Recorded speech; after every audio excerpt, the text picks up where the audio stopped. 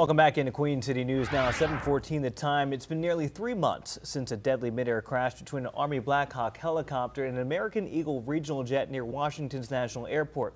The fiery collision sent both aircrafts plunging into the Potomac River below, killing 67 people. It marked the first fatal major U.S. airliner crash in 16 years.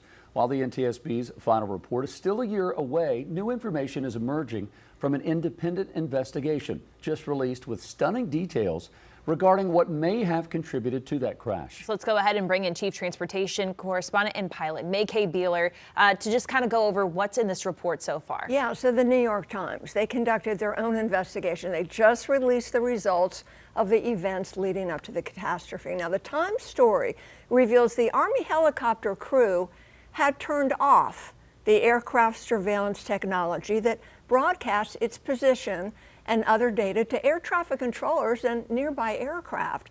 So this is known as ADSB. It stands for Automatic Dependent Surveillance Broadcast. It's required equipment in most airspaces and mandatory in the busy Washington, D.C. airspace.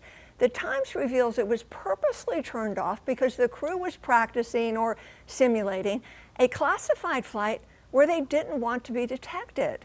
According to Av Webb, the report revealed the crew was rehearsing, simulating, so to speak, the extraction of high-level government officials, pretending that there was an attack on Washington officials. So federal investigators previously noted that the ADSB transponder was not working, wasn't sending a signal from the helicopter the night of the crash, but the reason for that had not been disclosed. The Times revelation is based on tower tapes, radar track information, and more.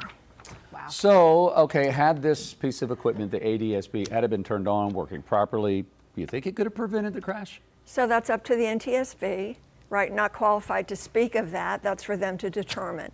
But we do know that it would have provided air traffic controllers with more precise information. ADSB provides the most reliable and accurate position data. It relies on GPS rather than simply radar to broadcast aircraft position, altitude, and airspeed. Well, so is this technology and equipment required on all types of aircrafts? In this airspace, Annie, yes.